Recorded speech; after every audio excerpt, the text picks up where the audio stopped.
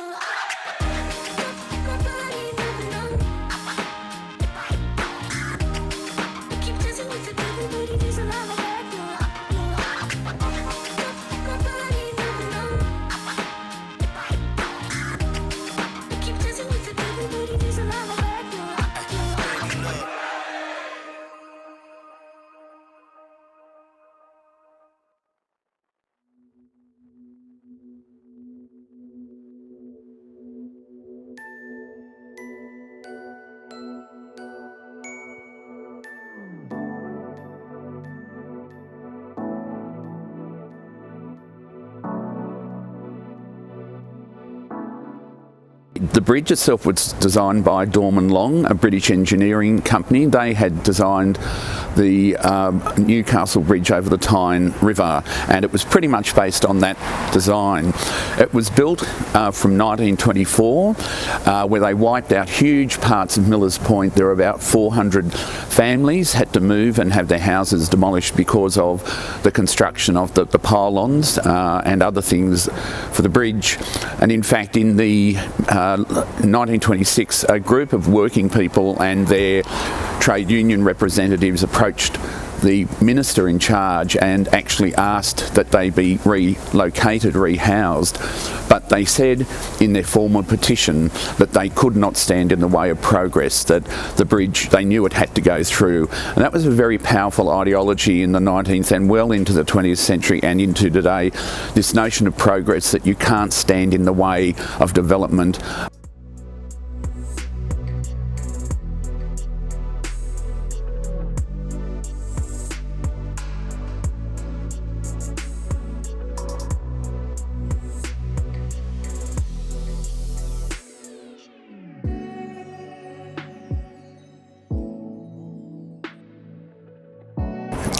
A number of people also lost their lives in the building of the bridge.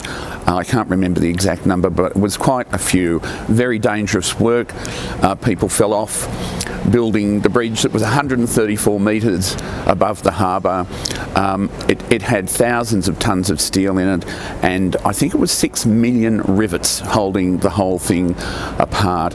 When it was opened in late March 1932, the Premier Jack Lang was going to actually open the bridge, but a member of the New Guard, which was a right-wing paramilitary organisation by the name of de Groot, jumped on a horse and rode across the bridge and cut the ribbon with his sword, and then he was carted off by the police to a local police station.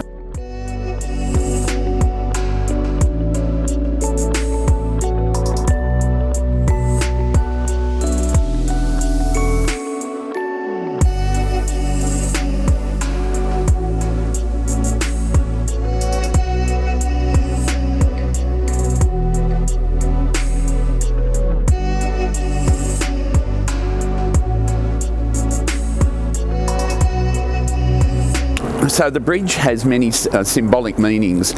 People call it the coat hanger in popular conversation because it looks like a coat hanger. At the time, Australians were very proud of it. They said it symbolised the coming of modern Australia. We'd only been a Commonwealth for 23 years. We'd only federated in 1901. So for a lot of people, the bridge symbolised the new Australia, the new nation.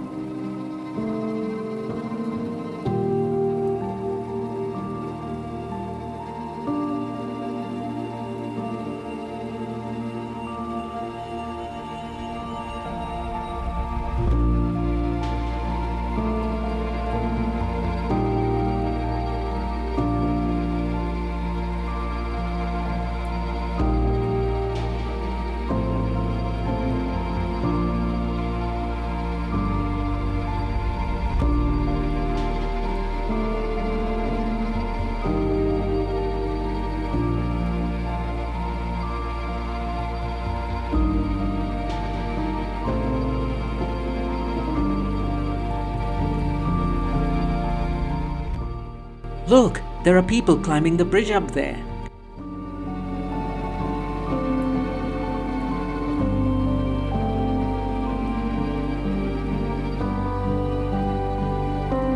Under the bridge is the office of Bridge Climb Sydney, where you can book a climb. They have few routes you can choose from, and they have climbs at different times of the day. Make sure you check their website for more details.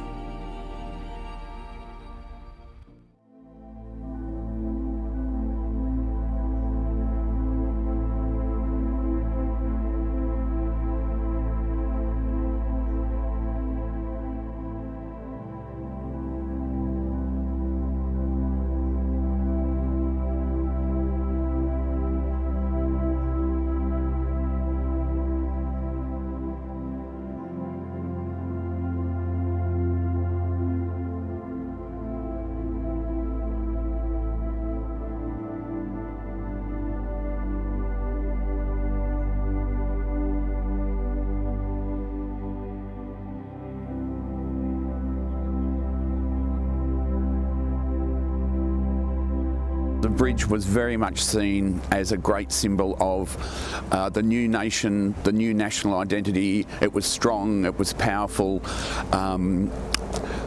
Ironically, the British press saw the bridge as a great symbol of the great feat of British engineering, not necessarily to the Australian nation. Ironically too, it also symbolised for many people the competition, the rivalry between Melbourne and Sydney.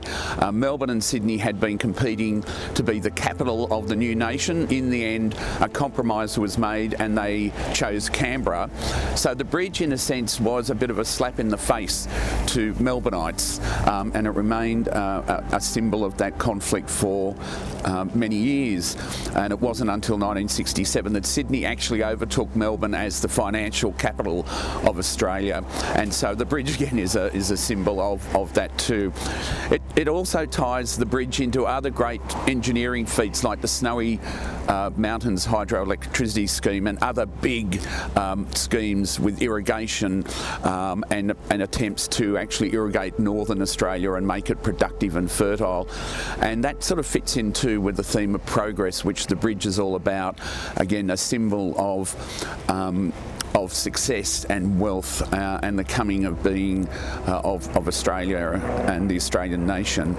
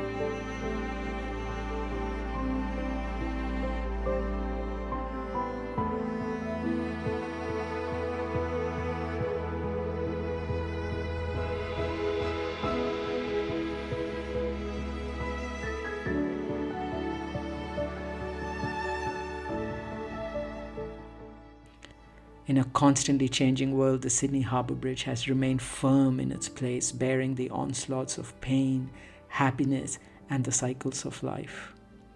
It seems to give its human travellers an important lesson about life, and that is, learn to tolerate.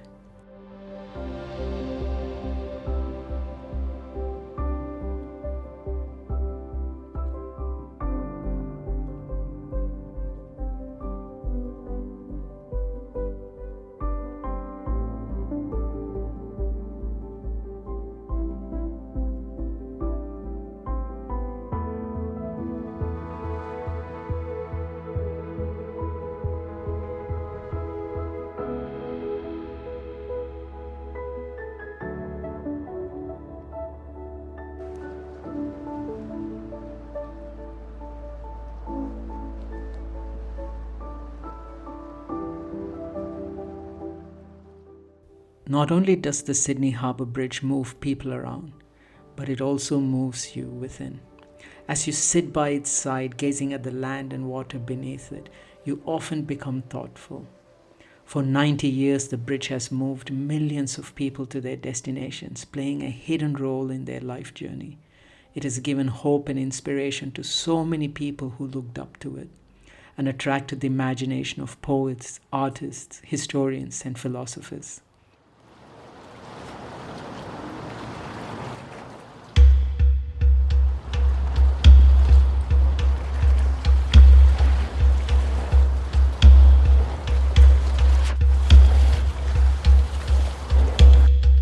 I think for a lot of people, whether they came by boats, which they did up until the 1970s, there was very few migrants came by air. It was very expensive travel. So when people turned up and pulled into the finger wharves around Sydney, the Harbour Bridge would have been one of the first things they actually saw when they came near the city. It would have been very similar experience to coming into Ellis Island and seeing the Statue of Liberty. From the 70s on, when migrants became, or actually immigrants, started flying in, it's the classic view of Sydney when you come in normally from the north. One of the first big landmarks you see, apart from all the suburbs which are almost indistinguishable as you fly into the city, is the Harbour Bridge, and it's an absolutely magnificent thing to see, and in some ways it's the welcome mat to the city and the state and Australia.